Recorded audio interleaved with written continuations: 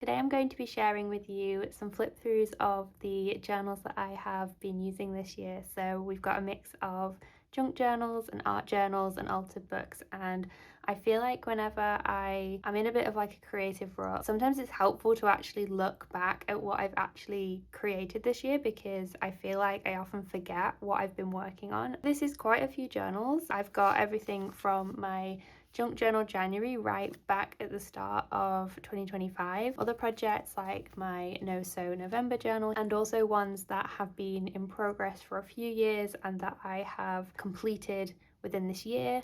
And of course, ones that I have started and not finished yet, but they are still journals in progress. So I thought I would just share with you a bit of a flip through of some of these, just as a little bit of a recap, a little bit of a journaling wrapped, if you will, of the things I have worked on this year, and just chat about some of the pages and also some of my favourite journal spreads as well within this, and the things that I've learned and that I want to take into my next year of journaling. So as you can see, I've got quite a few journals here. I did bring out my Hobonichi here. I'm not going to flip through this. I just wanted to show the cover, because the last few years that I have had the A6 Hobonichi, I have slowly added stickers on throughout the year.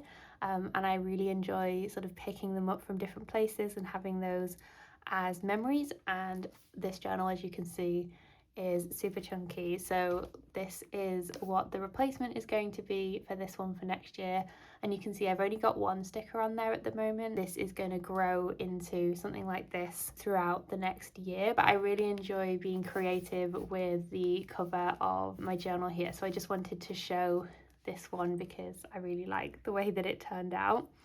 So in terms of journals that I have finished and completed, we only really have 2.5, I would say. First one that I completed in 2025 is of course my Junk Journal January journal that I did, which feels like such a long time ago now. And this was just a little mini journal here, just from some packaging that I had turned inside out. So I'll leave a link down below if you want to see the process of how I made most of these journals. There will be videos on my channel. So this is super chunky as well. I filled every single page of this, and I really loved working in this specific size. This one of course is junk journal style, and it has a real mix of papers, and it's quite collage focused. Like, there's not any writing really in here, but there's all sorts of different things in here because I was doing the prompts from each day of the challenge. And I think one thing that I really like about this journal that I want to take into next year in my journaling is the way that I was doing different shaped pages and having things that were a little bit like uneven, and it just has that charm, especially with all of the different paper scraps and things that, you know, fold out, and it's a little bit more interactive with how the journal looks. And I really enjoyed working with that and sort of seeing how I could apply the prompts each day with all of the different ways that the journal was constructed. So like this page here was just a sheet of tissue paper, as you can see, and I turned it into a journal page here just with a collage, and then used a transparency with an image cut out here so that it sort of showed through. So I really enjoyed just experimenting with different materials. I think that's the fun of working in journals like this, and I always use them as reference books and just pull out different things from them. So it's not always that I like every single thing that I do in journals like this, but there's definitely pages that I'll pull out, like this one for example. That is one of my favorites from this challenge that I did. So it's, you know, you're not going to have 31 pages that are going to be amazing, like not sure what happened here, but I was experimenting with texture, and there's always something that you can learn or improve for the next journal that you work on. So this was my journal for that little challenge, and yeah, I just really love how chunky this one turned out. And then the next one that I finished was actually one that I've been working on for, I want to say maybe 2.5 years. This was a 100-day project that I'd started back in 2023 and had obviously failed, but I really enjoyed the process of working in this, and I'd actually forgotten when I was looking back on what journals have I worked in this year and what journals have I finished. I completely forgot that I'd still done pages in here and finished this off, and I think this is one of my favourite art journals that I've ever worked in. I just really enjoyed the size and altering the book, and I guess the like slow process of putting it together, and the fact that there was no pressure to have it completed or have it looking a certain way. And I went back and forth on the pages as well. So this page, I think there was maybe about 2 years in between me doing like the first initial layer and then coming back to it, working with the illustrations. Like this is something I really liked here, where I did some writing in between in the little gaps there and having all of the different collage scraps. So again, working as inspiration, because this page here was actually from a previous altered book that I'd done a few pages in, but the format was too big, I think. I've definitely focused, as you can see this year, on having journals that are smaller, and that's definitely a format that I find easier to work in, and I think it just helps me to finish things quicker, and not necessarily because finishing your creative projects quicker is the goal, but it just helps me to keep the momentum going, I think, with my projects, even when this is something that came together over a longer period of time. It just feels a lot more manageable. And yeah, this journal definitely has some of my favorite pages, like this one. I really love. I don't know if it's the writing or the paper here, the pattern, the composition, just the way everything's turned out. I really like this style, and it's definitely something I want to carry forward into more pages that I create. So it's always fun just to look back, I think, at the things you've created and just think like, what did you enjoy doing and what would you like to try more of? Are there certain things that you could try and practice or take into different pages if you had like a different color scheme, for example, because there's always something you can learn from all of the pages. So I finished this journal this year, and I was actually quite sad to finish it because I'd enjoyed having it to jump in and out of, but I think I batched quite a few of these pages towards the end just to have a little bit of consistency in the way that the colors were coming together. I could just focus on having like, okay, I'm going to do like a bunch of collage now, rather than I need to finish a specific page, if that makes sense. I think I just really love the way that the colours are quite soft as well. That was something I was really into when I was putting this journal together. I've even got a little pocket here. I think this pocket was something that I'd created from the previous altered book as well. So it was just nice to have it all kind of come together in this way and not waste anything. So I was able to sort of repurpose my old journal into this one and bring it all together. And of course, with all this collage, it obviously turned out super chunky. I didn't prep the spine properly because, well, I hadn't really done an altered book like this before, and also when I started it, I didn't anticipate that it would get this chunky. So don't use this as an example of what to do with an altered book, because I think I've probably broken every single rule. Like, if there's something you should do in an altered book, I've probably done the exact opposite. But at the end of the day, like, it's just my art journal, like it's just for fun. I really enjoyed working in this, and it was quite rewarding this year to finally finish this little book. And so after finishing this one, I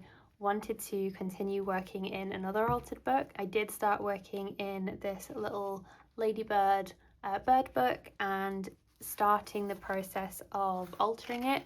And I definitely think this is turning into the similar process as the previous book, where this is going to be a slow burn, and you know, I will dip in and out of this as and when I feel inspired to work in it. And I think that just works really well because you're able to put it away and you come back with, I don't know, there's a bit more novelty value, I suppose, to it, and you see different things or you have different ideas, and stepping back from it, you're not so focused on all of the tiny little details and maybe any of the mistakes that you've made. Even with this one here, I've prepped pretty much all of the pages in terms of like some base collage or cutting things out here. The next step will be to just start working on maybe some of the details, or I don't know. But this is the fun thing about working in it like slowly like this, is that I don't know what I'm going to do in it next, and that's kind of exciting because we'll see where it takes me. Obviously this one won't be as chunky as the previous one, but I kept it to a fairly small manageable size just so that it would have that same sort of feel, because otherwise I think having a big chunky altered book might get a little bit too daunting at least. So we've kind of stepped up a little bit, and even with the cover as well. So when I did this one, the flower was the only thing on this cover for the longest time, and then eventually towards the end I came in and did the modeling paste on the cover. This one here obviously is pretty blank and still needs some decoration. Whenever I decide that I've got an idea for something to add to it, then I will come back and add that to it. But it's just nice to have this on the side ready for when I want to work in it. I don't want to force myself to work in it if I'm not feeling inspired to. So those are my altered books. So another journal that I have here that is similar to these altered books in terms of it's there when I want to dip in and out of it is this art journal that I made here. Or I guess you could still call it a junk journal because I just made it completely with recycled packaging, like brown paper. So I used some thicker card for the cover, and then all of the pages are brown paper. And so again, I really liked the way that the pages were all different sizes, and I thought that would be interesting to work with. So you can see here I've done some things in it and sort of used it more as a way to collect things. A lot of my journals, you'll notice I'm not like doing longhand writing or anything like that. Like that's just not really my style. I tend to do a lot more visual stuff, and I don't know, it might be like a sort of scrapbook, smashbook style of junk journaling where it's a lot more just visual and just playing with different like art materials and supplies, doing a lot of collage as well. I think collage is probably the biggest thing that I do in a lot of my journals. I was just having fun with playing with brown paper and seeing all the different things that I could create. It's nice to have this, I think, as a place to come to again when I want to just work specifically with brown paper. I'm definitely someone that has multiple journals on the go at once, but that is my one here with brown paper. And I also have this smaller journal here. This is a junk dory, so it's on rings here, it's ring bound, and this has all sorts of different pages and paper scraps in it. It's just really fun because you can take out different pages to work on them, and I have collaged here and just done like little 5-minute pages, and I've collected all sorts of different things for this as well. So there's envelopes, there's bits of packaging, there's tags as well. I've done some stitching, and I just really enjoyed doing little found phrase collages in here because I think this is the perfect place to do something creative when I only have maybe like 5 minutes or something, and I just want to do something quick, or I want to do a bit of a warm-up almost when if I want to sit and create but I don't know what I want to do straight away, I might come to something like this and just do a little something on one of the pages and just have a play around with certain things. So you can see here there's literally just random packaging I've put in here ready for using within this journal. So this is really good for using up scraps as well and using smaller pieces. Nothing goes to waste with my journals. You can see there's like bits of wallpaper. I've used a brad here to attach different pages. This is a longer page that I've done here with a yarn label, I think this was. Yeah, you can see it's yarn there, and I've just done a bit of a fold here so that it creates a longer page to work on. So there's all different things you can do in terms of the page size as well with this, even though it's still a smaller format. So yeah, as you can see, there's loads and loads and loads of different papers in here. This is sticker backing, so it's all really random, but it's like eclectic, and I just really love the way that it looks, and it's so handy because it's like on a little ring here, so it's nice and portable. So again, this has been another journal where I can just dip in and out as I feel like it. I feel like with my art journals, I've definitely got quite a few on the go, haven't I? That is just, I will dip in and out of them as and when I want to work in them. I don't think I'm ever going to be that person that has just one journal on the go.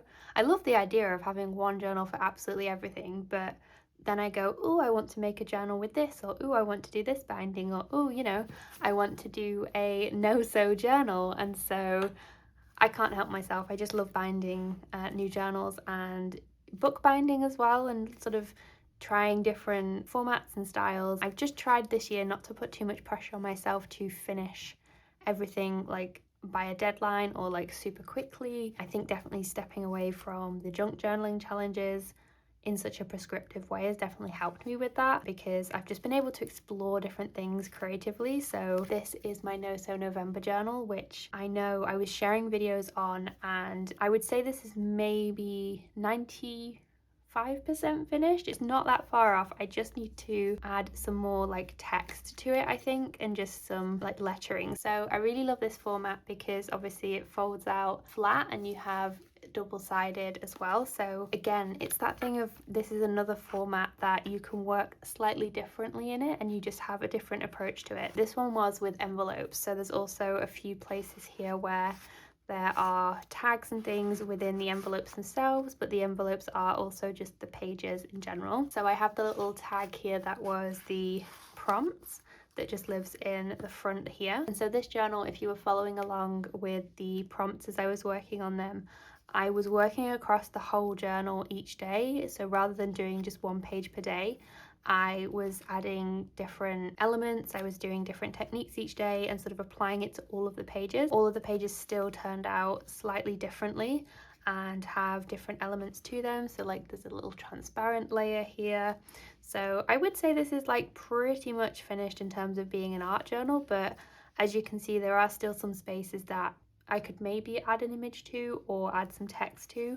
I've just been trying to find the right wording for this journal, I think, because I'm not going to like necessarily write loads of text. It will be more specific words or quotes and stuff, and so I want to find the perfect quotes for that. So you can see here, this is one that I had written in between the lines that I had added for one of the prompts. I think it was gentle lines that I'd done with some pencil, and so what I actually did was use those lines as my guide for adding this quote, and I just really love the movement that that gives the page and this part of the journal. So yeah, some pages are definitely like more complete, whereas others do need some finishing touches. So like this back page here, for example, the text is underneath this little fold out here, but I think this is pretty much like there. Like it's more abstract than some of my other pages, but I don't want to like overwhelm things, and I definitely want all of the like creative experimentation I was doing with this, I want that to be the focal point of this journal. And so you can see how I've kind of just let some of those elements like shine on their own, rather than feeling the need to like go in with more quotes or more text and fill every single blank space. A page like this, yes, we have this blank space here that you could potentially add something to, but I just feel like there's enough going on that it doesn't necessarily need anything more. So the way that I'd worked on the prompts, I'd say that was the only thing that was in the back of my mind whenever I was putting this together, was like, okay, every time I come to this and add something more, I need to know when to stop and when to add more and sort of have that balance. So some of these pages towards the back, I think, could potentially benefit from like having some images on them or something, but I'd say for the most part this is pretty much complete. And in terms of like the process of putting this together, like I really enjoyed the way that I was able to create with this, and this is probably one of those journals where I really felt like I learned a lot specifically through the process rather than the end result. And I just really enjoyed working on this, and it was definitely making me think about my approach to creating a lot more, and specifically to art journaling and sort of the way that works for me. And so yeah, this was a really fun project to work on, and I will add those finishing touches to these pages, but also just like it turned out so chunky as well.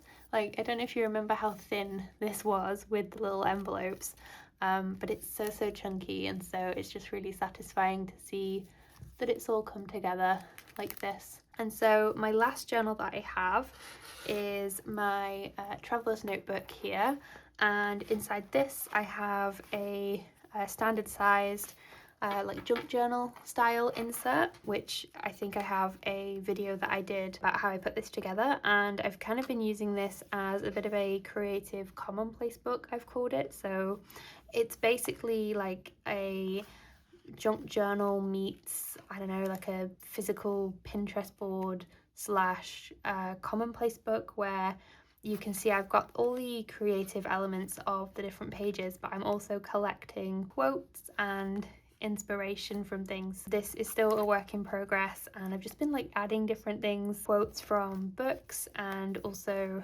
found phrases as well, and just using this as just a space to collect things, I suppose, so things that I find inspiring. And I think next year I definitely want to add some more imagery to this, whether it's cutouts from magazines or things that I find in old books, and using it as a way to collect inspiration and ideas, and having that physical Pinterest board. So rather than saving everything on Instagram or what have you and then never coming back to it, I want it to be in my book so I'm able to reference it. And I don't know, there's just something about when you're able to actually interact with it in a bit more of a tactile way and flip through the pages and go back to things that I really enjoy. And so this has been a really fun journal to work in, and one that I'm going to continue into next year. And this just lives in my traveler's notebook here. So like I said, I will leave a link down below in case you want to see the process videos from any of these journals. So I hope you enjoyed this recap of my journals from this year. I'd love to know in the comments what journals you have worked in this year, whether you have just made them,